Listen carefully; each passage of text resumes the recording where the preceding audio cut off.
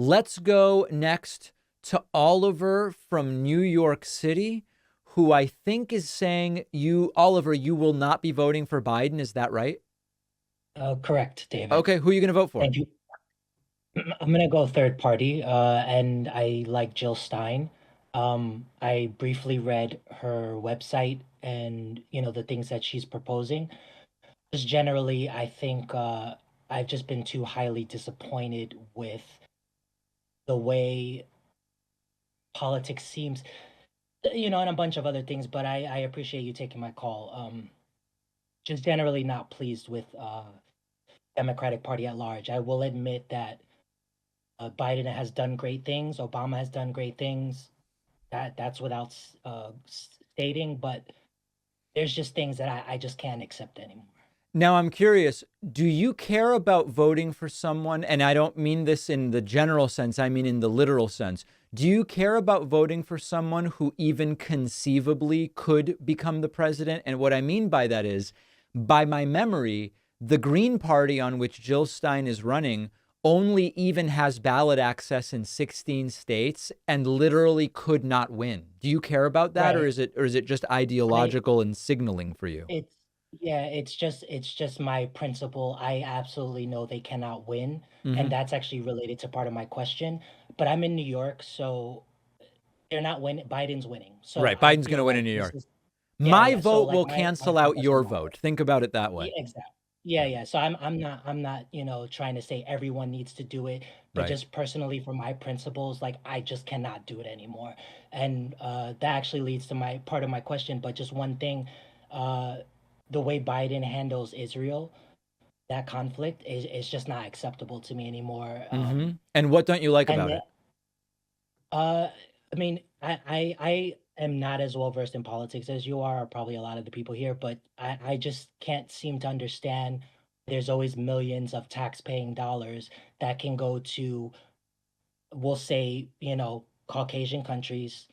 I don't know if you consider Israel, but they're white in Yeah. the So, global Oliver, sense. I have to interrupt. The idea that Jews are merely white people and thus, No, no, no. I'm not saying that. I'm not saying that is, well, you and said that's Israel. that. You're. Hold on a second, Oliver. You said you're sick of money going to white countries, and you consider Israel a white country, right? Right, but that's not the reason why I have an issue with it. But I that's I I find have. it But we deal in fact here, and I have to deal with that. That has become in vogue on the sort of litmus test left that Jews are white and therefore anti-Semitism. Maybe it's bad, but it's not as bad as other types of racism, or maybe it's not racism no, at no, all. it's One, hold on, completely Oliver. turned. Hold on, Oliver. I get to speak too. I get to speak too. I'm taking this as an opportunity to let my audience know that the entire Jews are white trope is deeply rooted in anti Semitism, and it should really be expunged from the progressive left. That's now that I've given my opinion, Oliver, you can continue. I apologize for cutting you off, but yeah, I don't mean uh, I do have Jewish family, so I'm not by any means saying that they And are again, this one having Jewish thing. family or not doesn't change the reality No, of no, no. whether Jews are white by what we mean. And yeah. Oh, well, okay, then I'll have to look up because it seems like when we say white or Caucasian, it seems like they would fit in that category. I will further look into why that doesn't apply to them. But that's not even the biggest point. It's just, there's millions of dollars that go to Ukraine and Israel, Mm. even though Israel is committing insane atrocities against the Palestinian people. But then you have issues in South America, you have issues in Haiti, where we don't seem to be as hell bent on helping those people.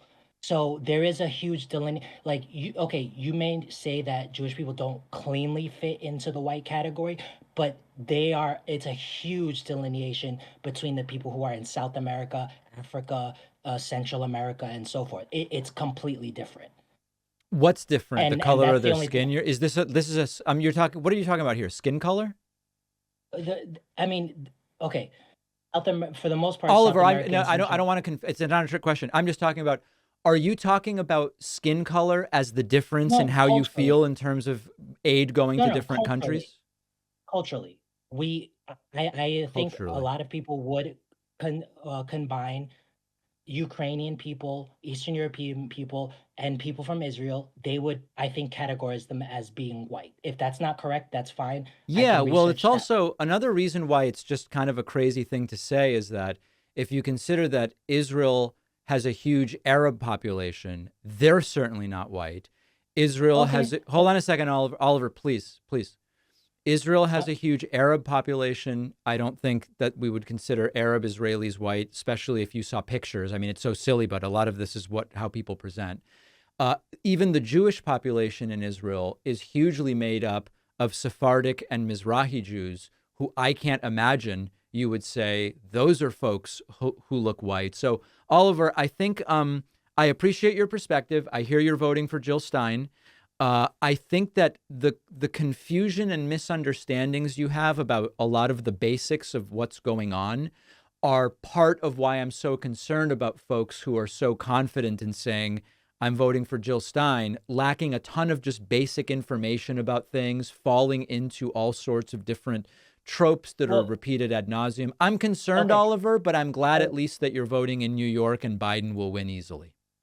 well, I just have a question, my question, but I do take your point, and maybe I should not say that they are white or whatever. I kind of just mean they seem to fit in more of a like more subscribed to the Western ideology. Maybe I need to explore that more, and I'm Yeah, I completely mean, what's accepting of. interesting is that's what we have right now is a situation where there's a wing of the progressive left that loves to say we don't need to worry as much about anti Semitism because many Jews are white passing and they share our culture and blah, blah, blah. Whereas the anti Semitism on the right is based on no, no, no. Jews are very much something else, but they can trick us into thinking that they are white people. So you have these conflicting stories that both lead to these tropes. Anyway, I got to move on. I've got a lot of people waiting, but some very, very concerning stuff happening there. Let's go next to Rodney from St. Louis. Rodney from St. Louis, welcome to the program. What's on your mind today? Rodney from St. Louis, please accept my invitation to join the program. Rodney from St. Louis, last chance here. Yeah, can you hear me? Yes. Okay. Yeah, I was calling about Lex Fridman. Okay. I was wondering, I've watched your interview with him. I don't know, was that last summer? I think it was, yeah. Okay. Lex is a great, smart guy, and I love how he's trying to put more love and peace and stuff out there. When you were talking with him, do you get that he's purposely avoiding trying to criticize the right more because of the group that Joe Rogan kind of crowd he's in? Or do you think it's just that No. he hasn't learned as much yet? The impression I got about Lex Fridman politically, so you have to remember when he interviewed me, it was before he seemed to become friendly with Jared Kushner and Ivanka and like go to basketball games and Christmas dinner or whatever with them. This was before that. So at the time that he interviewed me, he really didn't seem overtly political in the partisan sense. That was the impression that I got, and it just wasn't his thing to do the overt partisan politics in that way. Um, so I can't speak to what's going on now. I mean, it does seem as though he is running a little more in right wing circles politically. I know that he's friendly with Kushner and Ivanka, even though honestly, like growing up before Trump became a Republican and all this stuff, my understanding is Kushner and Ivanka and their families also weren't right wingers. So it's all really weird. But I wouldn't be able to say too much because at the time that he interviewed me, he just genuinely seemed curious about my politics. He didn't seem to have an agenda at that point. Yeah, it just seems like from not just with your interview, it's just like I saw Richard Wolff on there and lots of different people. I don't watch him on every time, but Yeah, occasionally I'll watch him on stuff. right. And I appreciate how he tries to take logic into the arguments and stuff. Yep. But I can tell it's the way that he asks questions about, say, a progressive compared to how he would completely ignore something 100 times worse Huh. from something that it's just I don't know if you've paid attention to it, because I know I you're a don't busy watch man and all enough that, of the but content to be able to, what you're saying may be accurate or maybe I would disagree. I just don't watch enough of the content to say, but he really, when he interviewed me, I didn't feel like there was an agenda there. essentially, like if you get the chance to maybe interview him or come on your show, whatever, I would like somebody to ask him some pointed Yeah, questions what to are his kind of politics? I dig think that'd out, be interesting. Yeah. yeah, dig out and kind of, because I think there's a massive false equivalence that he kind of falls into Mm. when he talks about Marxism back in the day and stuff. It's just the direction that he takes it, and it's like he's right on the cusp. And if given the push or the eye opening, maybe he might be able to open his audience up to All more right. Well, if I have common the sense. opportunity to talk with him about it, I will. Okay. Thank you, David. All right. Thanks so much for the call. There's Rodney in St. Louis. Let's take the quickest break and then come back and hear from a few more folks. So if you're holding on, just hold on a little bit longer. I'll be right back.